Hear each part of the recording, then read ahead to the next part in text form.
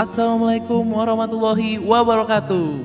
Perkenalkan, nama saya Hidayat Nur Aziz. Saya dari Prodi Pendidikan Musik Universitas Lampung 2019.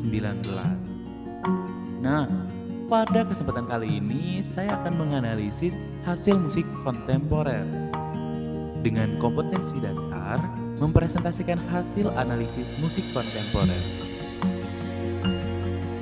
Nah, pada kesempatan kali ini saya akan sedikit menjelaskan poin-poin penting dalam menganalisis musik kontemporer.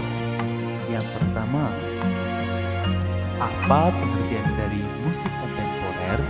Yang kedua, apa saja jenis musik kontemporer? Apa saja ciri musik kontemporer? Dan yang keempat, analisis musik kontemporer. Nah, di sini saya akan menganalisis musik kontemporer yang baru-baru ini booming, yaitu Latin. Oke rekan-rekan semua, jadi apa sih yang kita bahas pertama? Nah, yang pertama akan kita bahas adalah pengertian musik kontemporer. Nah, sebelum kita mengetahui musik kontemporer, alangkah baiknya kita harus mengetahui dahulu musik itu apa. Jadi, musik adalah bunyi yang diterima oleh individu dan berbeda-beda berdasarkan sejarah, lokasi, budaya, dan selera seseorang. Definisi sejati, tentu musik juga bermacam-macam. Pertama adalah bunyi atau kesan terhadap sesuatu yang ditangkap oleh indera pendengar. Kedua, sesuatu karya seni dengan segenap unsur pokok dan pendukungnya. Yang ketiga adalah segala bunyi yang dihasilkan secara sengaja oleh seseorang atau kumpulan dan disajikan sebagai musik.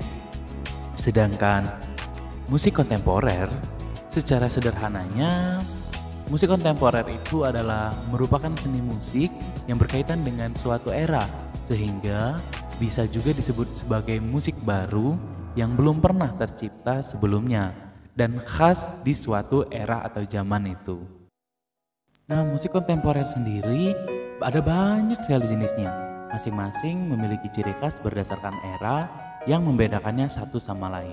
Oke, mari kita lihat ada beberapa jenis dari musik kontemporer.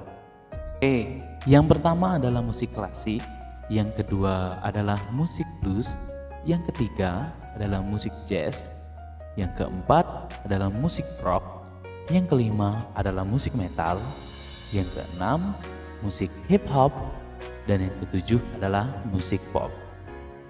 Itulah beberapa jenis musik kontemporer yang terkenal di seluruh dunia. Perkembangan dunia musik memang tidak akan pernah berhenti, sehingga setiap era pasti memiliki aliran musik dengan ciri khasnya tersendiri. Oke, lanjut ke ciri-ciri umum dari seni musik kontemporer.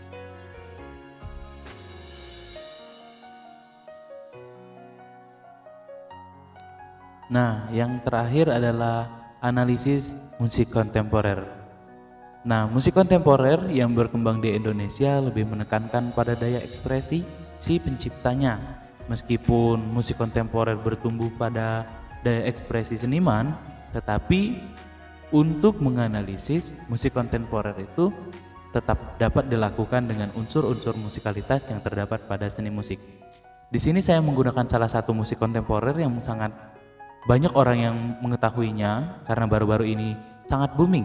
Tidak hanya di Indonesia, boomingnya lagu ini hingga ke mancanegara, yaitu salah satu musik yang digarap oleh grup musik elektronik World Genius.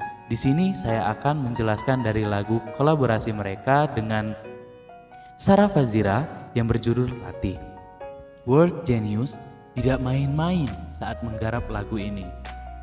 Kita ambil saja contoh unik dari lagu ini yang di bagian pertama, yaitu dibuka dengan instrumen gamelan sebelum disusul dengan suara sound effect yang mirip angin berbarengan dengan suara nyanyian di verse pertama. Bagian ini membangun suasana dalam bak hati wanita, tidak mudah ditangkap ataupun ditebak, khususnya ketika mereka berada dalam situasi yang tidak memungkinkan bagi mereka. Sangat sesuai sekali dengan tema yang diwujudkan oleh video mereka Dan sebagai penikmat latih, kita seakan diajak masuk ke dalam suasana suweng hati wanita, diwakili oleh Sarah yang berwajah menceritakan lara dan duka hatinya. Oke, sekarang kita lanjut ke lirik.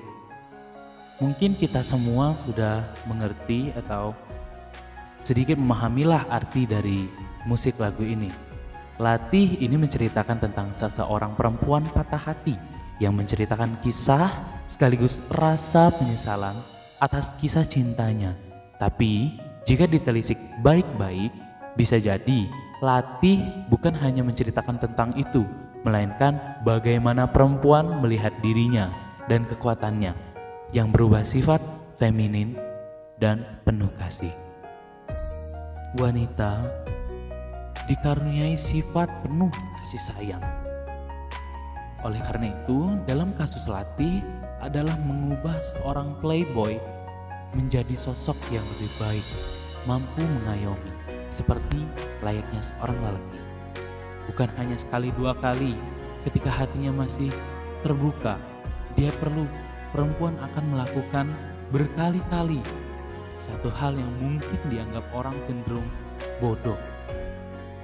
Kalau sudah tahu pacarnya gitu, ya sudah, putusin saja.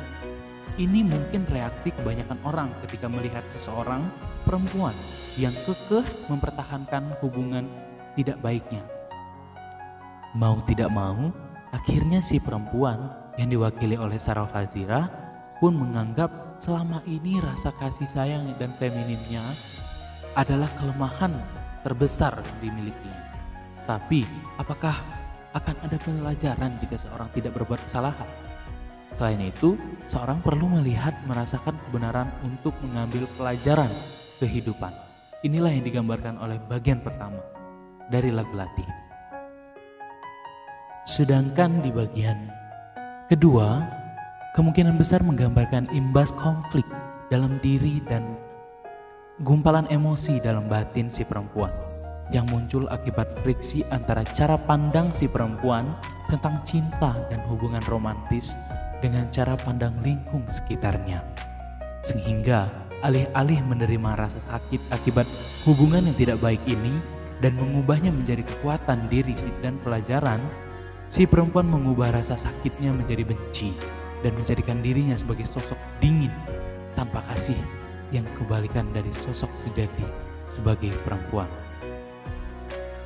Namun, menurut saya hal demikian tidaklah sepenuhnya salah, karena setiap orang memiliki caranya sendiri untuk menemukan karakter dan kekuatannya.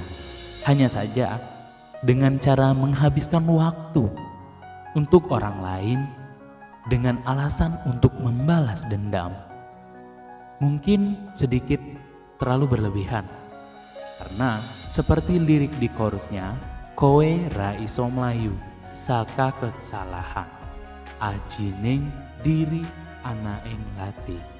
Setiap orang bertanggung jawab terhadap sikap dan ucapannya.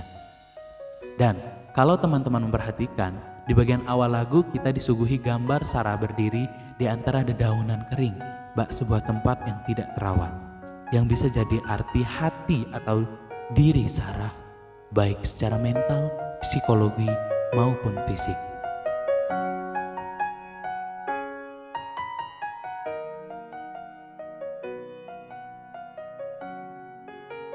Demikianlah yang dapat saya sampaikan.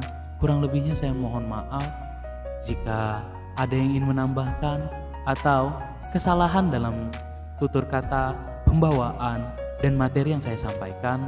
Saya mohon untuk diberi penjelasan kembali karena saya di sini masih butuh belajar dan belajar lagi. Saya tutup dengan wassalamualaikum warahmatullahi wabarakatuh.